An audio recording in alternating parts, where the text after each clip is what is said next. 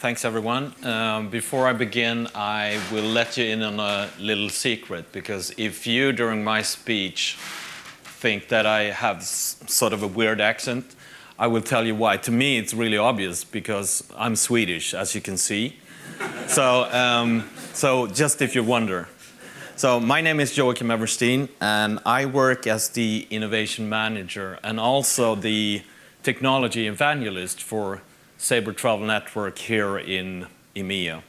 And today I would like to tell you the story of how we transformed from a completely closed and sort of protected developer community of about 200 plus developers, which were the only ones basically in the world that would have access to the full documentation and also to our APIs, and how we transform from that closed community to an open global developer platform.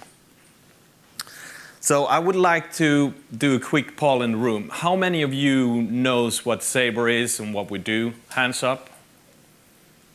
Okay, so that's about half of you. For the rest of you, I would say that Sabre is probably one of the biggest tech companies that you don't know about. We are a global travel marketplace, and we are basically mediating the business between travel suppliers and travel buyers. So we have around 400 airlines. We now have 165,000 unique hotel properties. We have rail carriers, hundreds of tour operators, cruise lines, and we connect all these travel vendors to about 400,000 travel agents all around the world. And from an API perspective, we are a very proud member of the API Top 10 Billionaires Club. On a peak day, we process about 1.5 billion API messages. And that equates to, on peak days also, as we heard a number before, 100,000 messages per second. And last year, 2013, all in all, we had a total count of about 1.1 trillion messages processed by our host.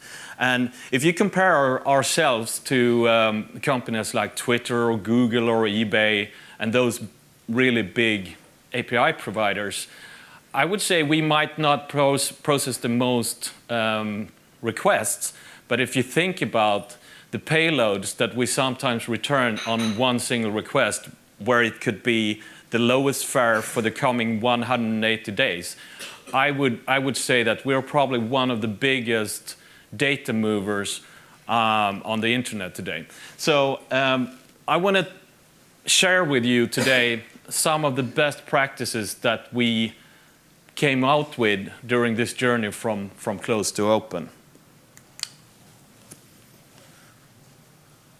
So Sabre Dev Studio is our brand new, or not brand new, we released in May, but our new developer community site.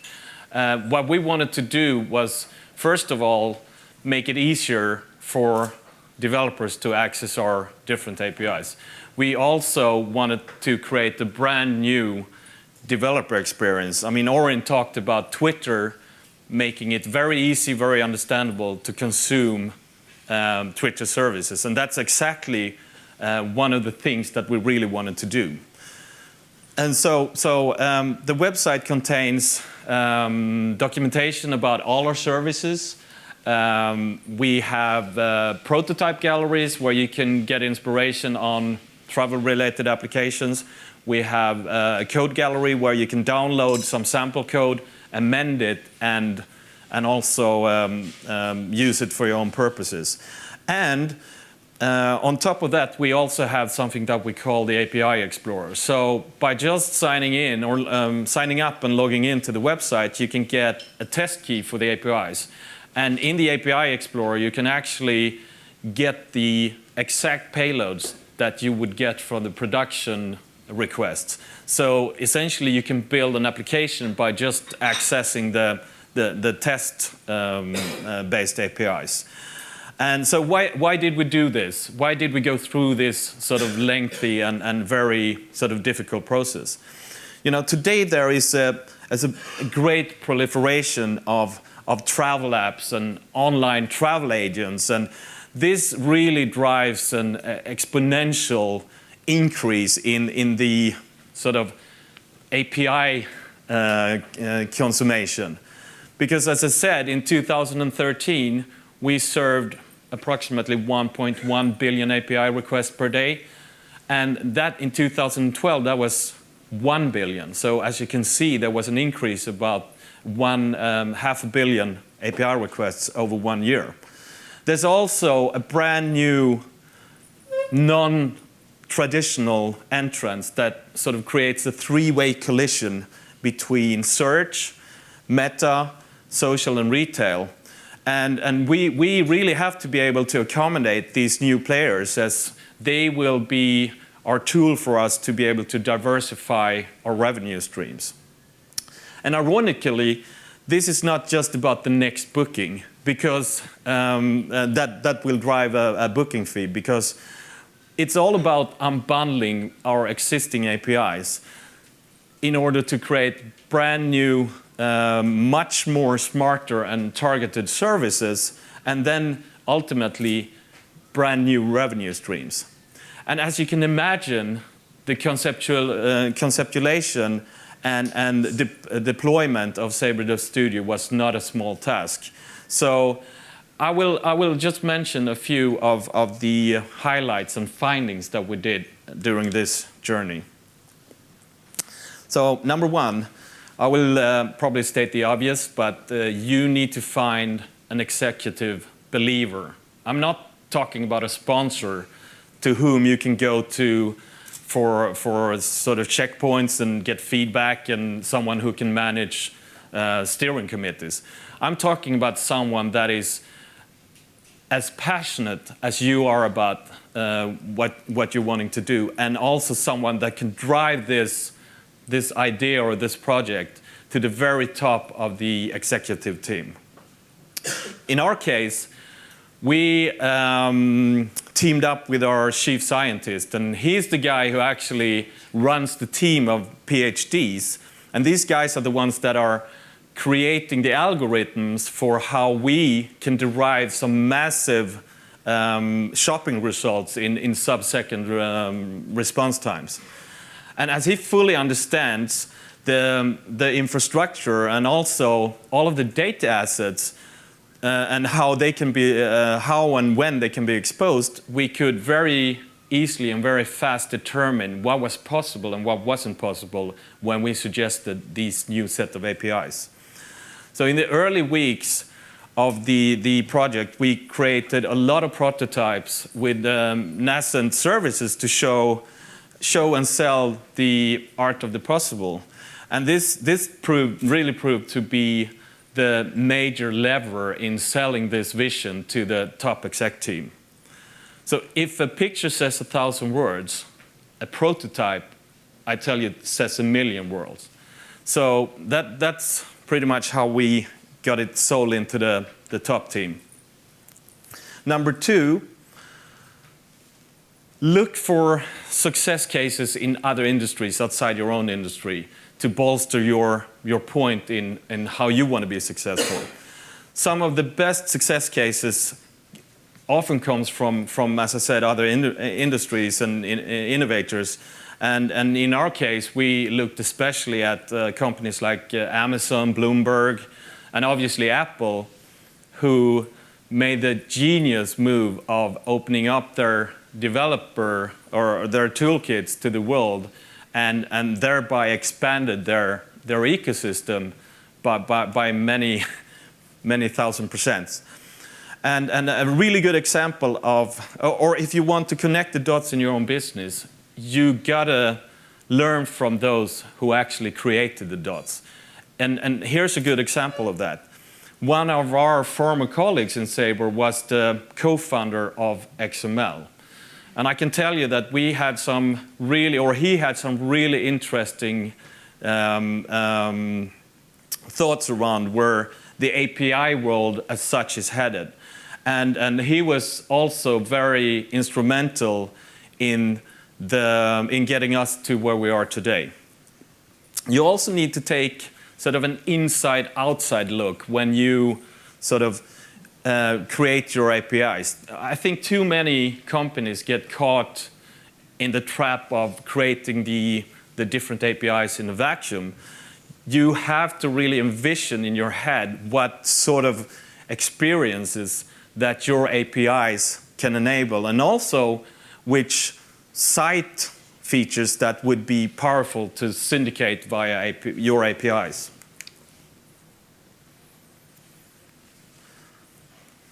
Philosophical shift. This is a really hard one for many companies.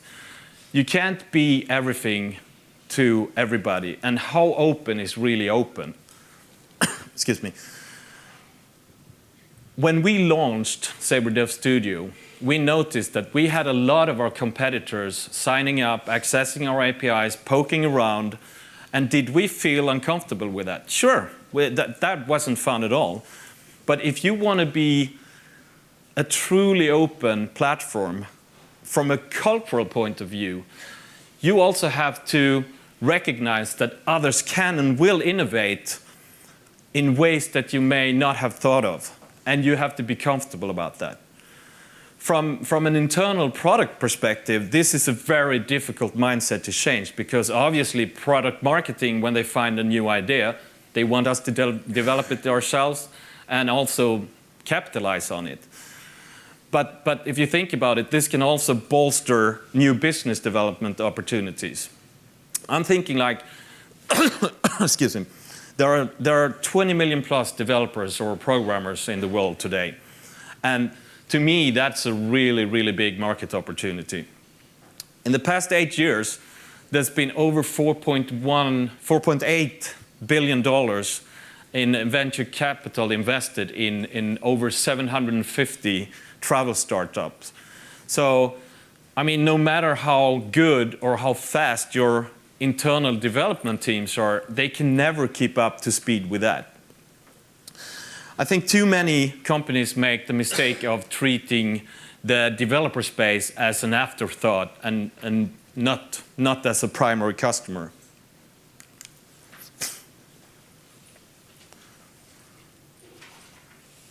It's not a bad thing if what you're doing benefits your current customers, but don't make it all about that or vice versa.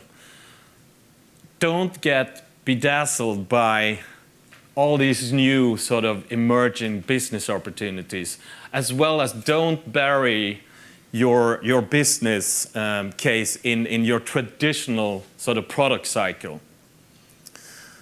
If you can help your existing customers, in our case, our online travel agencies or B2B developers, while also demonstrating that the ability to grow a brand new base of users, for example, meta, search engines, startups, and social sites, that's a real big win-win for your business. But that's a very difficult balance.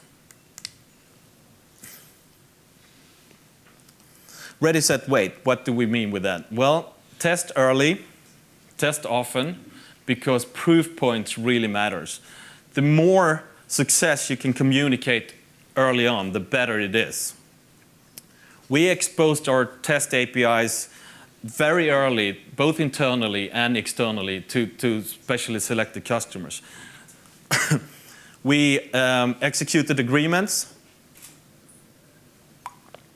unbundled existing services, and targeted brand new types of customers long before we had a 100% solid plan for that. Was that unnerving to some? Of course it was. Did that help us build a higher performing team when we officially launched? You bet it did. In this world, velocity wins. It's not just about who's got the best technology or the best pricing for that matter, although that really helps. At the end of the day, in our experience, it's who can get the customer up and running as fast as possible is the one that's going to win the business.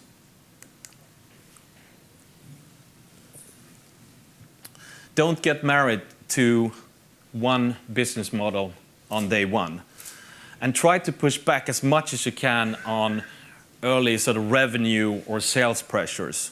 In our case, we had identified about 14 to 15 different business model paths that we wanted to go down. And after a couple of prospect discussions and business agreements that we executed early on, we sort of narrowed all those business case paths down to 2 to 3 that were based on specific engagement, scenarios, and product categories. And they really stuck to our minds. It really wasn't about rocket science. It was a bit of competitive information, a bit of market feedback, and a bit of internal sort of modeling. And basically a combination of what works for your customers and your prospects, what is profitable and sustainable, and what can you actually support in terms of billing and tracking and also contractually.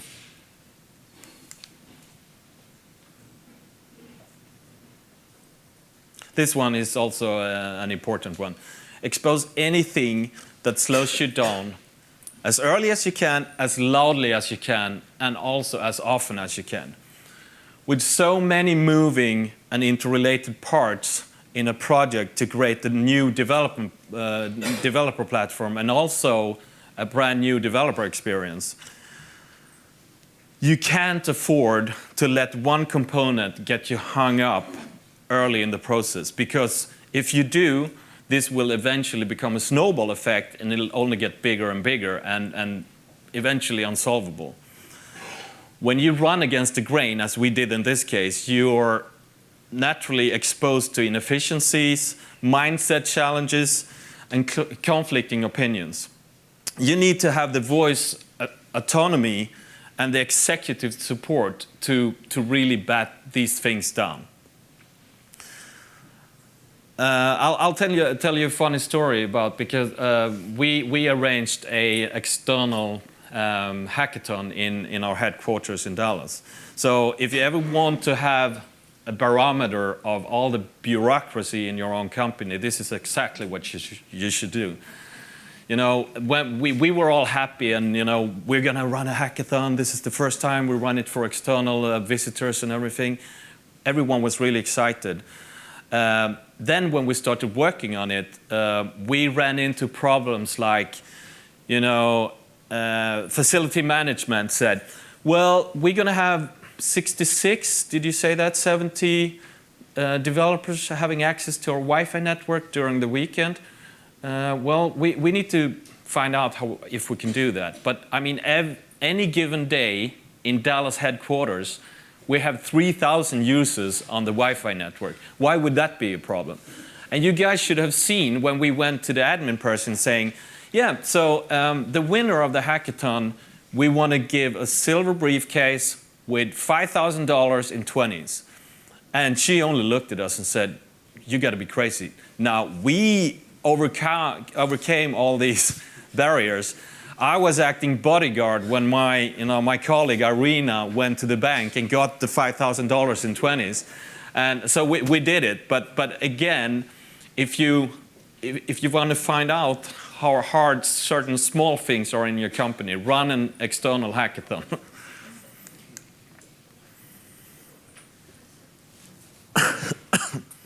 So to all of you VPs, managers, directors, can you please say with me in unison, there is no such thing as a shared resource. You got to get the commitment from the executive team that you will have dedicated support in every area. I'm talking about business development, account management, in development, in operations, in marketing, what have you, for at least the first 12 months.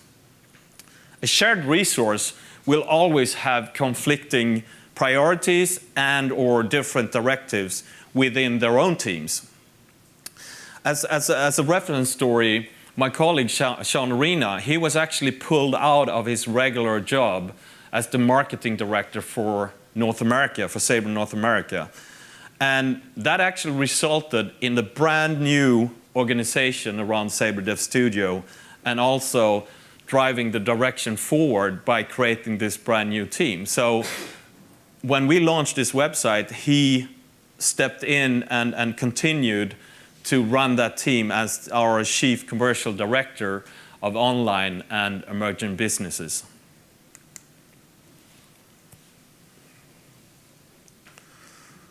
You can do everything yourself, but why should you ever want to? Could we have built our own API management tool? Sure. Would that have slowed us down? Yes. Would we have spent more money on that? Probably. Is that what we're really good at? No. So instead, we selected to partner up with some companies that would actually be the answer yes to my last question. We partnered with Mashery because Mashery is really good at managing APIs. So that was a given. We partnered with GitHub for our developer community and also the repository for our sample codes, as many other companies has done before.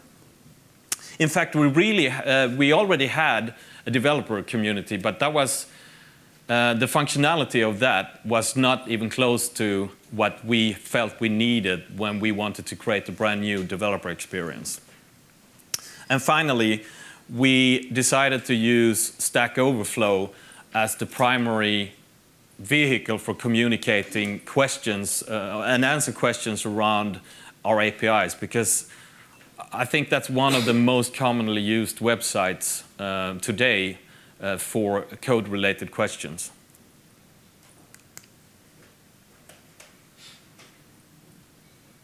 So lastly, you got to walk the walk.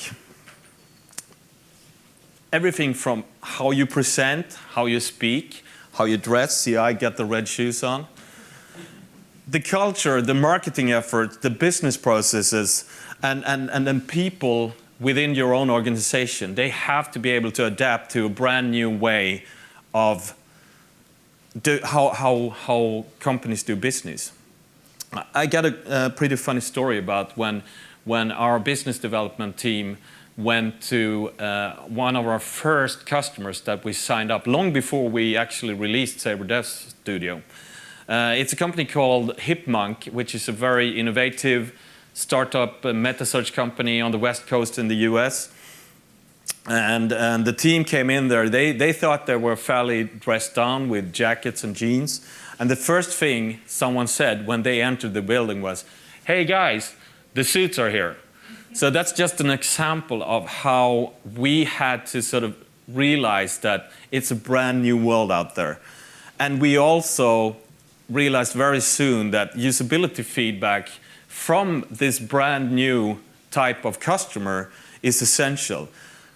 Because we got to understand how developers and startups and emerging businesses think, because they have a sometimes very different mindset.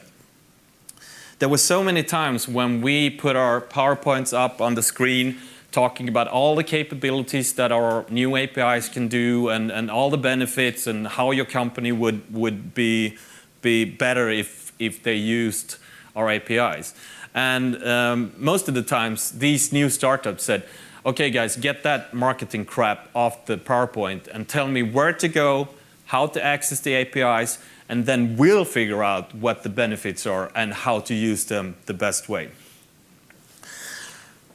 You also need to be where the customers are. So we started hanging out in brand new social channels and attending a brand new category of events like Tech Week and TechCrunch Disrupt, and in fact we still are. And these have actually now also been incorporated to our annual sales and marketing plans. And we weren't just targeting new customer, we were targeting new ecosystems as such. I'm talking about angel investors, venture capital companies, and incubators, and you name it. And Yeah. So I'm going to wrap up now. I see I'm running out of time. So it's been a really great journey so far for us. And for me, personally, as a former developer, releasing Sabre Dev Studio was like opening up our doors to our digital candy store and to the global developer community. And since our launch in May, we've had over 1,450 users registering compared to 200 before, so you can see the massive increase in the user base, and also around 26,000 site visits to our developer.sabre.com website.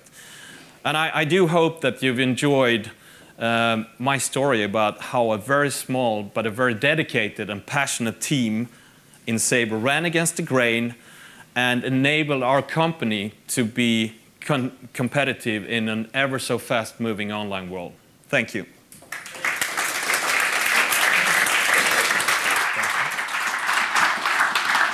So I didn't think we could have red sneakers, Elvis, and APIs all in the same presentation, but somehow you managed to do it. Yeah. In the interest of time, I just want to ask you one quick question. Okay. So you mentioned this concept of an executive believer. Yeah. Does that have to be a technical person, or could it be any executive in the company? Well, I think it could be anyone, but in our case, it was a benefit because he had a full knowledge of our technology stack and what could be done. And he could say directly, no, that can't be done. And he could also help us to create the prototypes because he had the resources himself. Yeah. That makes sense. Yeah. So it can be very beneficial to have somebody on the tech side be an executive believer in supporting your cause and building APIs. Thank you so much for your time.